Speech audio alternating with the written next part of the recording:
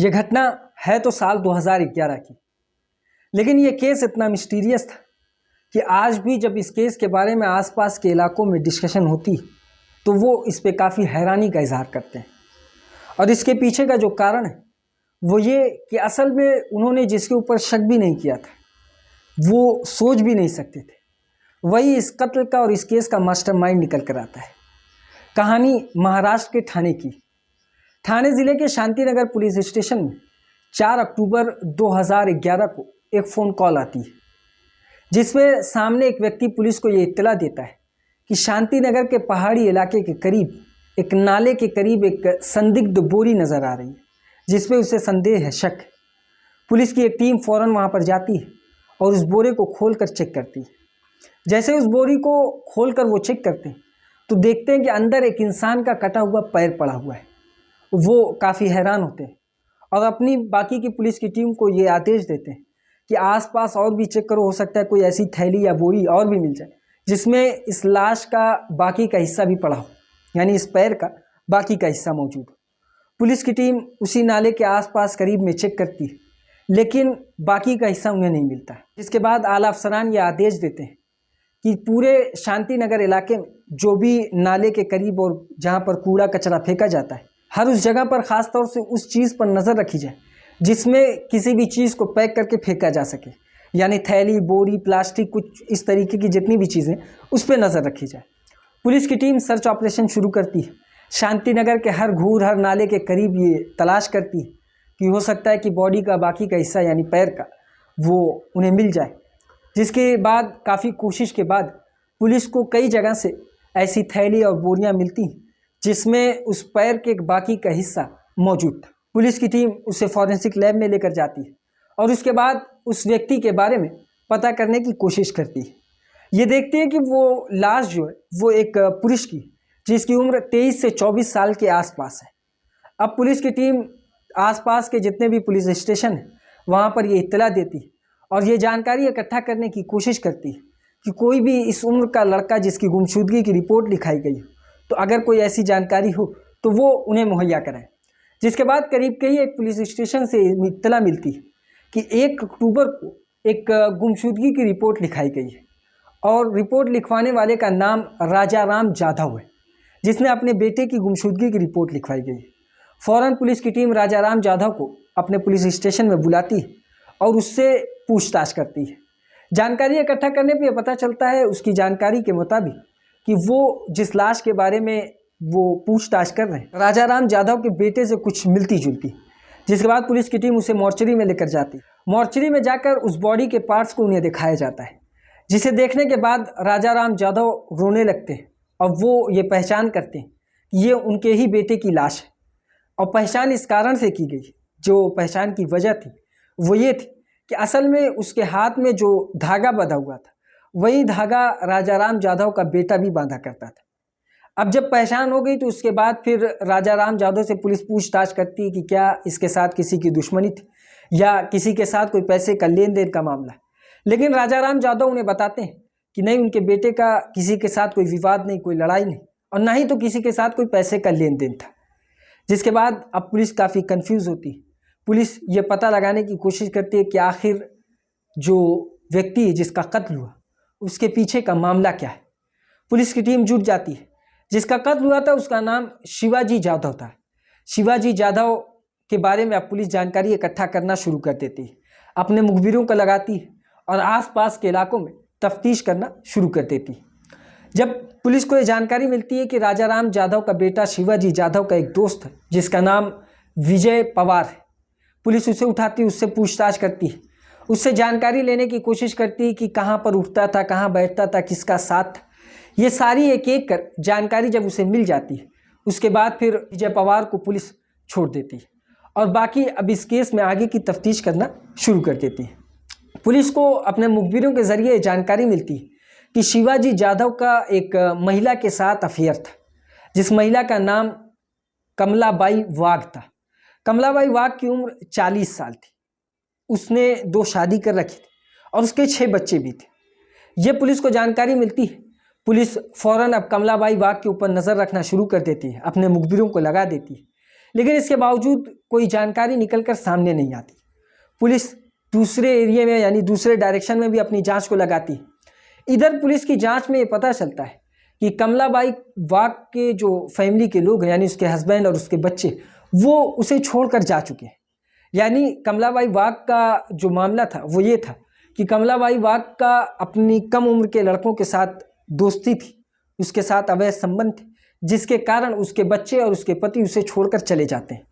अब ये जानकारी जैसे ही पुलिस को मिलती है, पुलिस एक मुखबिर को उस एरिया में भेजती है बाकी की जानकारी इकट्ठा करने के लिए, जिसके बाद मुखबिर के जरिए कुछ जानकारी मिलती है कि हाँ, जो शिवाजी जाधव था वो यहाँ पर आया जाया करता था और अक्सर उसे यहाँ पर देखा गया है। अब पुलिस की एक टीम सिविल ड्रेस में उस इलाके में आसपास के लोगों से पूछताछ करने पहुँचती है, ये बगैर जाहिर किए कि वो पुलिस की टीम से और वो इस तरीके की जानकारी लेने आए। वो गुप्त तरीके से जानकारी इकट्ठा करना शुरू कर देते हैं। इसी बीच कमलाबाई वाघ के घर पे पुलिस की नज़र पड़ती है और वो ये देखते हैं कि आसपास कुछ बच्चे खेल रहे हैं और उनमें से एक लड़की जो अक्सर कमलाबाई वाघ के घर की दीवार के करीब जाती है और वो कभी वहाँ पर डरी सहमी हुई नज़र आती है।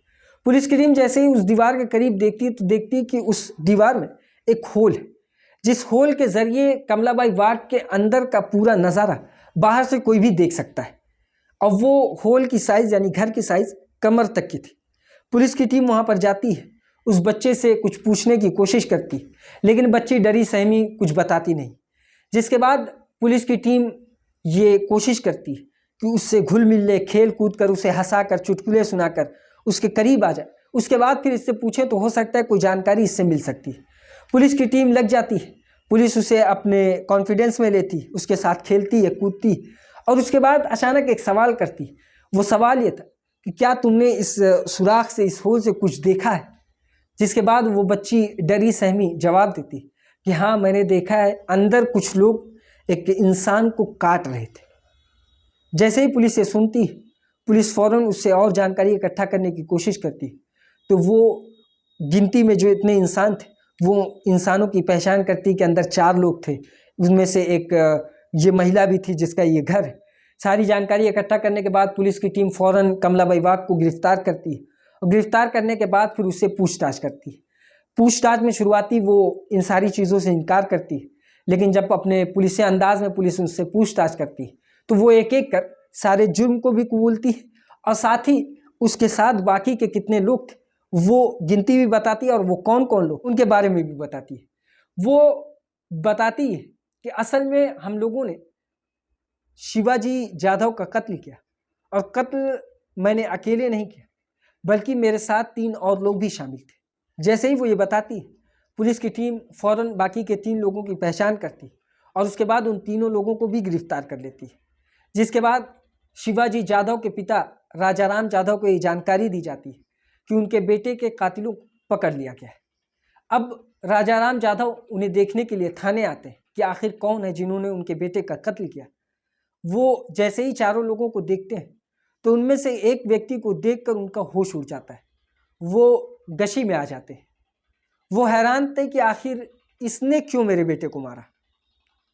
वो चारों लोगों में एक व्यक्ति वो भी था जिस व्यक्ति के ऊपर उन्हें कभी शक भी नहीं हुआ था, और वो व्यक्ति कोई और नहीं बल्कि शिवाजी जाधव का जो दोस्त था विजय पवार, वही शामिल था और वही इस कत्ल का मेन मास्टरमाइंड भी था और उसी ने अपने साथ बाकी इन तीनों लोगों को शामिल किया था। और उसके बाद फिर शिवाजी जाधव को घर बुलाकर उसका कत्ल किया था। और उसके बाद पिता राजाराम जाधव ये जानकारी लेने की कोशिश करते हैं कि आखिर इसके पीछे की वजह क्या थी, क्यों मेरे बेटे को इन लोगों ने मार डाला। तो जो कहानी निकल कर सामने आती वो कहानी ये थी कि असल में विजय पवार का जो संबंध था वो कमलाबाई वाघ के साथ पहले से था। इनका रिश्ता काफ़ी पुराना था जो कि अवैध था और ये एक दूसरे के काफ़ी करीब थे। लेकिन शिवाजी जाधव भी अब कमलाबाई वाघ के करीब आने लगा था। वो उसके करीब आता, उससे मिलने जुलने आया करता था। जब विजय पवार को इसके बारे में पता चलता है तो विजय पवार इस रिश्ते से काफ़ी नाखुश था और साथ ही उसे एक जानकारी और मिलती, वो ये कि शिवाजी जाधव का रिश्ता उसकी जो खुद की पत्नी है यानी विजय पवार की, उसके साथ भी कोई संबंध है, रिश्ता है। ये जानकारी जैसे ही उसे मिलती है वो प्लान तय करता है कि वो शिवाजी यादव को अपने रास्ते से हटाएगा और उसका कत्ल कर देगा। जिसके साथ ही प्लान में सबसे पहले उसने अपने साथ कमलाबाई को शामिल किया और उसे ये लालच दी कि वो उसके कच्चे मकान को पक्का मकान बना देगा, यानी उसके घर को पक्का बनाएगा और उसे कुछ पैसे भी देगा, जिसमें कमलाबाई बाग भी आ जाती है। और वो उस रात यानी 1 अक्टूबर को शिवाजी यादव को कॉल करती है और कॉल करके ये कहती है कि घर में कोई नहीं है, तुम आ जाओ। जिसके बाद शिवाजी यादव उसके घर में जाता है। घर में जैसे ही जाता है तो देखता है कि बाहर से कुछ लोग उस घर में आने लगते हैं, यानी विजय पवार और उसके साथ एक आरिफ नाम का लड़का और एक कुछ मोनू और सोनू करके नाम का लड़का था। ये 3 व्यक्ति और भी साथ में आने लगते हैं। जिसके बाद वो काफ़ी परेशान होता है। अभी वो कुछ समझ ही पाता, इससे पहले ही वो तीनों चारों लोगों ने मिलकर शिवाजी यादव का कत्ल किया और कत्ल करने के बाद उसके टुकड़े टुकड़े किए और उसके बाद अलग अलग पॉलीथीन अलग अलग बोरी में भरकर शांति नगर के अलग अलग इलाकों में फेंक दिया था। लेकिन जब ये लोग ये सब कर रहे थे, उस वक्त एक बच्ची उस सुराख से, उस होल से ये सारे नज़ारे को देख रही थी। जिसके बाद पुलिस की टीम जब उस लड़की से बातचीत करती है तो ये जानकारी निकलकर सामने आती है और जानकारी निकलने के बाद फिर इन लोगों को गिरफ्तार किया जाता है। और साथ ही पुलिस उस बच्ची की पहचान को भी गुप्त रखती है ताकि आगे जाकर उस बच्ची को कोई खतरा ना हो। ये थी आज की कहानी। इसी तरह की और कहानी सुनने के लिए हमारी इस वीडियो को लाइक करें, हमारे चैनल को सब्सक्राइब करें और बेल आइकन को ज़रूर दबाएं।